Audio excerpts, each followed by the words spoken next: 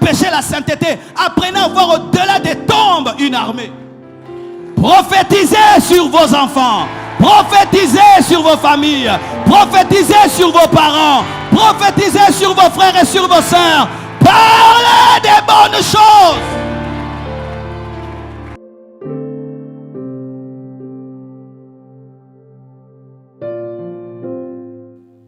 Priez pour vos familles. La Bible nous dit, Ézéchiel a prié pour que l'Esprit de Dieu souffle des 4 vents et qu'il survienne sur les ossements, afin que ces ossements deviennent une armée. Priez pour vos familles, jeûnez pour vos familles et prophétisez sur vos familles. Ne parlez jamais négativement sur vos familles. Oh, cette famille, c'est une famille maudite, elle sera maudite. C'est une famille de sorciers, tu vas tirer la sorcellerie. Ces enfants sont bêtes, ils deviendront bêtes. Échouer à l'école, ce n'est pas être bête, ce n'est pas maîtriser la mathématique. Il y a une différence entre avoir 0 en mathématiques et être bête.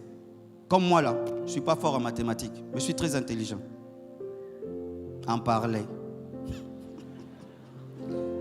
Tu vas voir un professeur de mathématiques, il parle beaucoup, tu lui donnes le micro, il ne sait pas parler. Est-ce qu'il est bête? Il n'est pas bête. Et ce n'est pas parce que quelqu'un ne sait pas parler français qu'il est bête, parce que le français c'est le lingala de la France.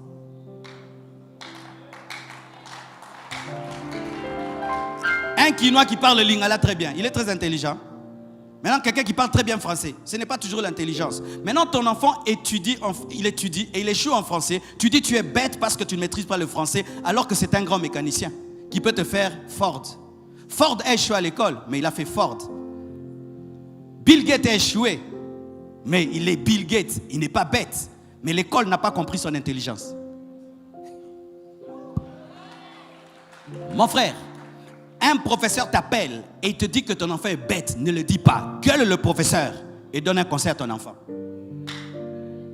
Ton enfant revient de l'école et tu dis, pourquoi tu pleures? Le prof a dit que je suis bête. Dis-lui tu es intelligent. Va chercher le prof et dis-lui que ce soit la dernière fois que tu dis ça. Je ne te paye pas pour lui dire ce qu'il est. Vous laissez qu'on dise tout à vos enfants. Mes frères, une seule insulte d'un professeur, même à l'âge de 7 ans, peut détruire toute la vie d'un enfant. Il peut être appelé à devenir un grand savant, mais on lui dit qu'il est tellement bête alors que ce n'est pas son domaine. Car il y a un problème même dans l'éducation actuelle. Et vous voyez bien, vous. Avec le côté de Mikolo, ça a bien été. C'est beaucoup de temps, mais vous voyez bien. Exemple, la géographie, elle est tout le temps, tout ça. La histoire, tout ça, la Charlemagne. Na sinistre na bacosiniste penza na habité sur nazo c'est la ngoba héros yo. Mais botanga.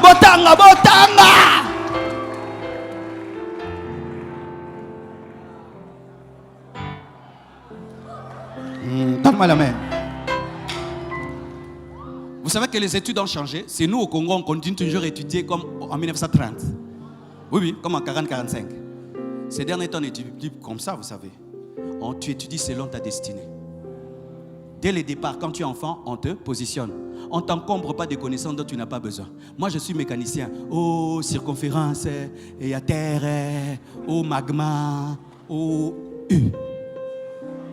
No sango, ni.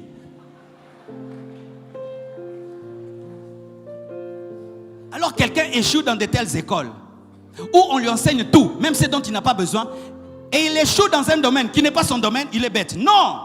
Il faut le canaliser. Il faut le canaliser. Je crois pour ma part qu'il n'y a pas d'homme bête. Mais il n'y a que des hommes qui étudient ce qu'ils ne doivent pas étudier. Comme moi là, tu veux me donner un cours. Enseigne-moi comment on parle. C'est ça mon domaine.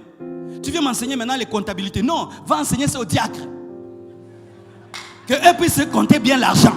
Moi, apprends-moi comment on gère une église. Comment on fait grandir une église. Comment je peux avoir 10 000 membres, 1 million de membres. Là, je vais venir à l'école.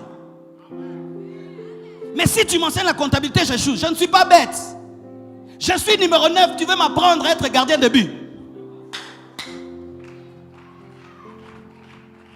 Vous qui avez arrêté les études parce qu'on vous a dit que vous êtes bête. Vous n'êtes pas bête. Recherchez ce que vous aimez, ce que vous savez faire. Allez étudier cela et éclairez le monde. Le monde, c'est pour les spécialistes. Dieu ne crée pas des généralistes. Le problème, c'est que les études actuelles en forment des généralistes. Je vais étudier la mathématique. Vous mettez les cours d'éducation physique. Oh, des dessins. J'en ai pas besoin. Mais Natangara rapona lega. Nana dessinera. Qui a étudié le dessin? Qui dessine? Pas moi.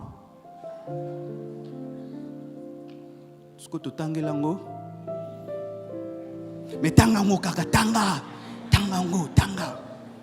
Parce que le système n'a pas encore changé, tu risques d'échouer.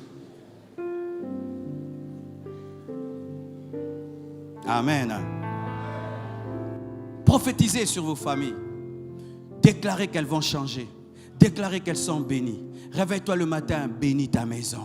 Bénis ta femme. Ne dis pas qu'elle est mauvaise, elle sera mauvaise. Ne dis pas que ton mari est un impudique, il sera davantage impudique. Dis-lui que c'est un serviteur de Dieu qui s'ignore.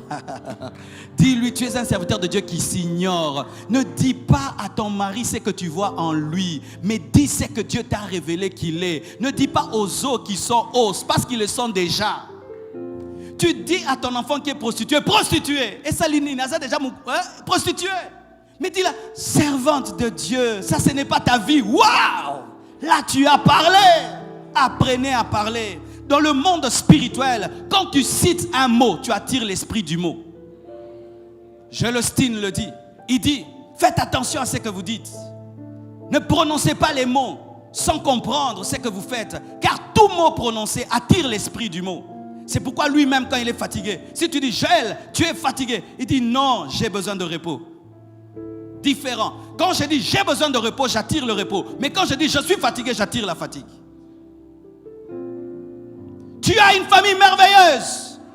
Même si elle est détruite, moi je déclare qu'elle est merveilleuse. Alléluia. Apprenez à voir au-delà de la tempête la paix. Apprenez à voir au-delà du péché la sainteté. Apprenez à voir au-delà des tombes une armée. Bénis ton mari, bénis ta femme. Une femme qui maudit tout le temps son mari. Regarde cet homme pauvre, il sera davantage pauvre. C'est un irresponsable, il le sera davantage. Ton mari ne devient pas grand parce que tu le maudis. Tes enfants ne deviennent pas grands parce que tu n'es pas un coach de leur vie. Apprends à pousser tes enfants avec tes paroles. Chaque fois que ton mari va chercher le travail, même s'il n'a rien, dis-lui tu es un homme. Tu es un homme courageux, tu es un grand homme, tu finiras par le devenir. Et il est boosté. Mais imagine, tu te réveilles à 4 heures du matin et te dis, l'amour est sous, ok, comme ça là, courage, ok, si on te dit non ici, tu rentres à la maison. Et si mais si tu vaillant guerrier, vas-y. On va t'engager. Je prie pour toi pendant que tu restes je suis à la maison. Dieu est avec toi. Il va à Tigo, on ne l'engage pas. Il va à Vodacom, on ne l'engage pas. Il va à la banque, on ne l'engage pas. Et jusqu'à ce qu'il trouvera. Et si même il ne trouve pas, il est courageux de revenir. Comment c'était? Mais ils n'ont pas compris mon CV. Hein? Non, c'est parce qu'ils ne comprennent pas ton niveau. Oh, donne-moi la main. Jamais je n'insulterai mes enfants. Jamais je ne découragerai mes enfants. Jamais. J'ai changé les points de mes enfants avec mes paroles.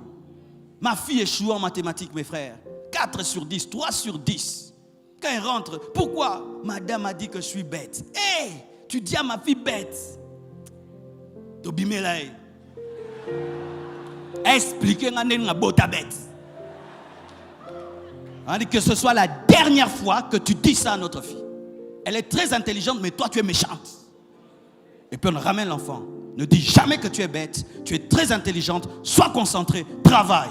6 sur 10. Après 7, 8, 9, elle a passé des classes. La bouche. Mais un professeur dit à ton enfant, tu es bête. Et quand il vient, gogo bête. Nandambwe tiralaki. Prophétisez sur vos enfants. Prophétisez sur vos familles. Prophétisez sur vos parents. Prophétisez sur vos frères et sur vos sœurs. Parlez des bonnes choses.